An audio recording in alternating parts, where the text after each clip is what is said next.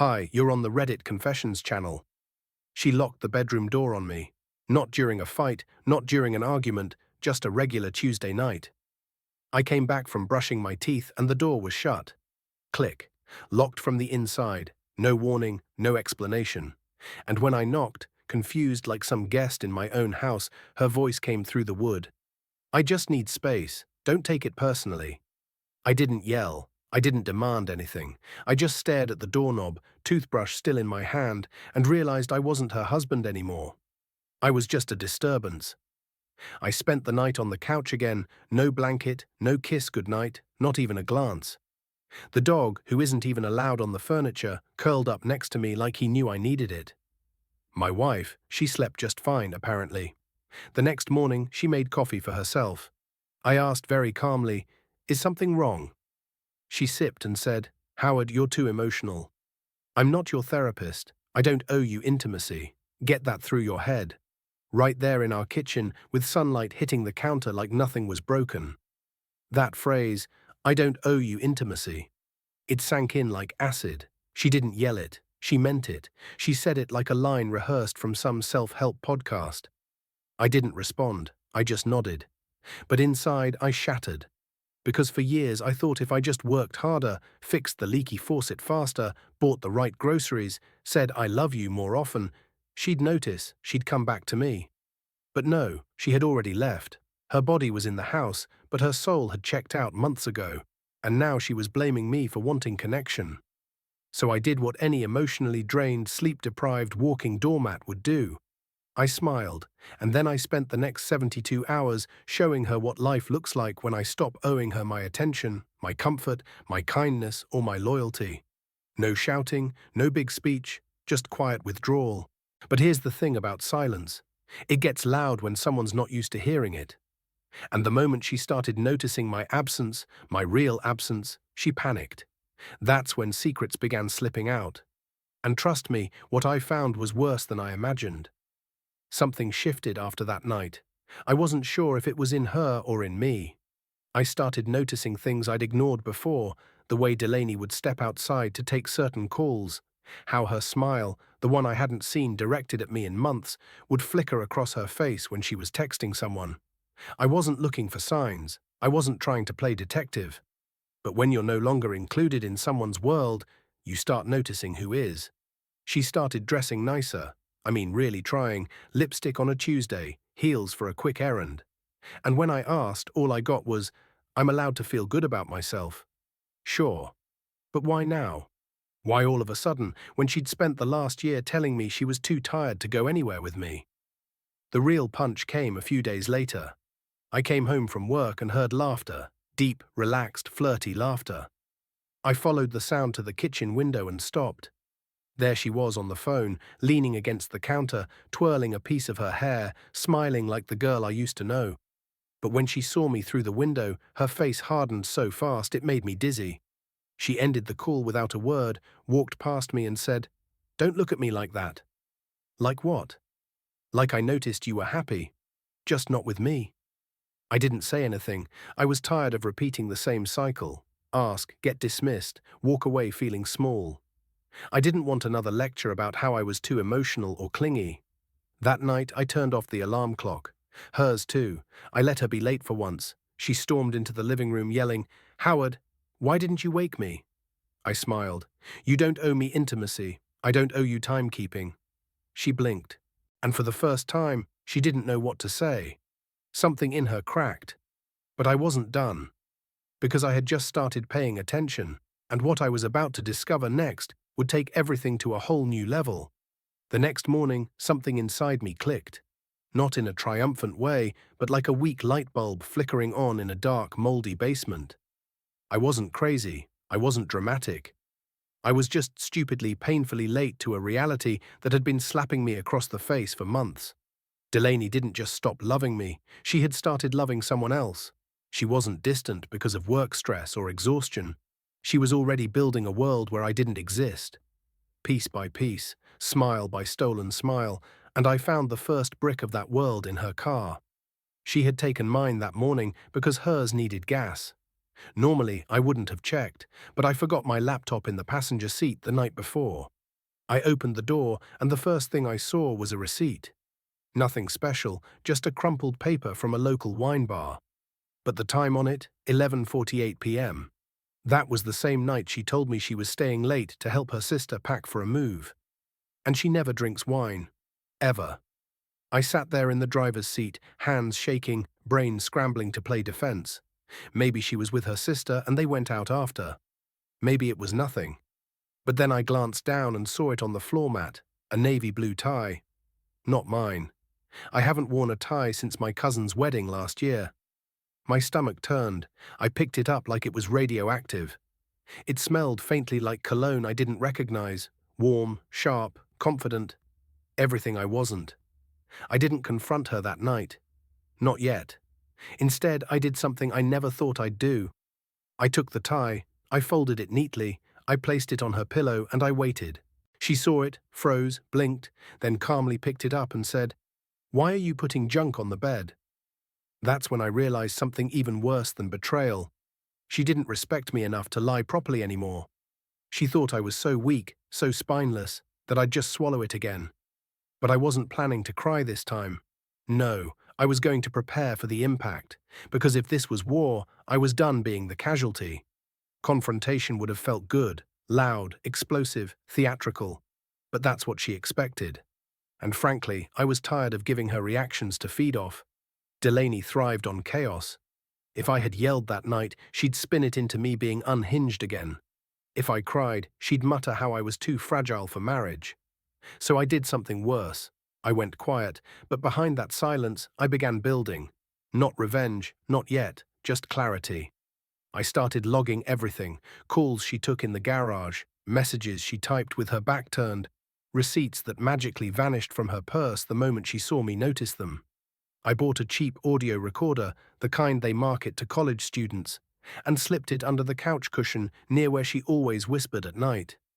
I'm not proud of it, but I needed confirmation that I wasn't crazy. And oh, I got it. 2 nights in, I hit play while sitting in my car. Her voice came through soft but unmistakable. "He still thinks I'm helping Margot with her divorce," she giggled. "Meanwhile, I'm the one having all the fun." Then a male voice, low, confident, said something muffled. Her response: "He's too emotional to leave. He'd probably write me a sad poem and make tea." I didn't feel rage. I felt cold, not just at her words, but at how boringly predictable I had become in her eyes. That's what burned the most. That night she came home late again. Said Margot had another meltdown. I nodded, smiled, even asked if she wanted tea. She said no, scrolled through her phone with her feet on our table like it belonged to her alone. But inside, I was working on something. She didn't expect distance, not just emotional, but financial, legal, tactical. I wasn't going to play the victim anymore. She wanted to treat me like I was too soft to act. Good. Let her think that, because what I was planning next would flip the entire balance of power. And when it landed, it would be quiet but permanent. Delaney was getting reckless, and I knew that meant she felt secure. That's what made it so easy to pull the next thread. The very next night, she told me she was going to a late yoga session with her friend Shelby. I nodded, even offered to warm up her car while she finished getting ready. She hesitated, then agreed, like I just passed some twisted loyalty test. But here's the thing, Shelby had texted me earlier that day, asking if I could help her fix her porch light next week. No mention of yoga, no plans with Delaney. So I did what no emotionally fragile husband was supposed to do. I smiled, kissed Delaney on the cheek, and watched her drive off. Then I followed. I stayed far behind, took back roads when I could. She didn't head toward the gym or Shelby's neighborhood. Instead, she turned into a small private lot behind an apartment complex I didn't recognize. I parked across the street, engine off, lights down, and then I waited. 10 minutes later, a man I'd never seen before pulled up. Tall, athletic, beard trimmed like a guy who checked his reflection a little too long. She opened his passenger door like it was choreographed. He leaned over and kissed her, just like that. No hesitation. I didn't take pictures. I didn't record video. I didn't need proof anymore. Not for her. I needed it for myself, to end the fantasy. to finally erase the hope that maybe she just needed space. Maybe it wasn't that bad. No, it was that bad. She had replaced me, emotionally, physically, completely, and didn't even think I was worth hiding it from. I drove home before they noticed. By the time she walked in, I was already on the couch, fake snoring like my life hadn't just collapsed 2 blocks away. She kissed me on the forehead and said, "Thanks for being so understanding." Understanding, that was her mistake. Because now I understood everything. And what I did next changed the entire script. After that night, something inside me shifted. I stopped waiting for her to return to me. That version of Delaney was gone, probably long before I noticed. What I had now was a stranger using my roof, my name, and my silence as a cover for her second life. And if she was going to keep living like I didn't exist, I decided to do the same, but smarter. I didn't blow up, didn't ask questions. In fact, I became the ideal husband, polite, helpful, soft-spoken. I kissed her before bed, made her coffee in the morning, sent little check-in texts during the day. It made her comfortable. She started slipping even more. Passwords stayed saved. Schedules became loose. Excuses got lazy. She thought I was healing, but I was watching. One night, while she showered, I finally unlocked her tablet. She never logged out of anything there. Email, texts, location history, all open. What I found made my hands go cold. There were restaurant reservations I'd never heard of, hidden folders with hotel confirmations and photos, dozens of them, posed like a couple, holding hands, her face glowing in ways I hadn't seen in years. And then something worse. She wasn't just cheating, she was mocking me in texts with him. Screenshots of my sad little dinner setups, my emotional talks, my attempts at affection, all followed by laughing emojis. I didn't cry, I didn't scream. I started packing. Not clothes, evidence, bank statements, tax forms, copies of receipts, asset documents. I moved half our money to a personal account I had opened years ago and never used. I met with a lawyer under a different name. I drafted a letter to my boss requesting a transfer to another city. I didn't want a scene. I wanted an escape. The best revenge isn't loud, it's absence. And mine was coming soon. She had her new life. She just didn't know she was about to lose her old one. I left on a Thursday, not with a bang, not with some dramatic speech. No note, no suitcase by the door, no slamming drawers. I just got up earlier than usual, turned off the alarm before it buzzed, grabbed the envelope I had hidden inside a cereal box, and walked out. Inside the envelope was everything. Divorce papers signed and notarized, a photo of her and the guy from the parking lot, a copy of our bank transfers, and a message written in my handwriting, 3 words long. "You're free now." She wouldn't find it until much later, though. She had taken to sleeping in after her late yoga sessions. I knew she'd wake up assuming I'd be back soon, maybe even text me to pick up oat milk or eggs. It would take a few hours before she noticed the absence wasn't temporary. The closet slightly emptier, my keys missing, her login to the bank denied. I didn't go to work. I didn't go to a hotel. I went to a small cabin 2 towns over, one my uncle left behind before moving to Florida. Dusty, isolated but with working plumbing and a lock on the door that didn't echo when it shut. I sat there for hours, not celebrating, not planning, just existing, letting the weight slide off in pieces. And then my phone started buzzing. 10 missed calls, 12 messages. "Where are you, Howard?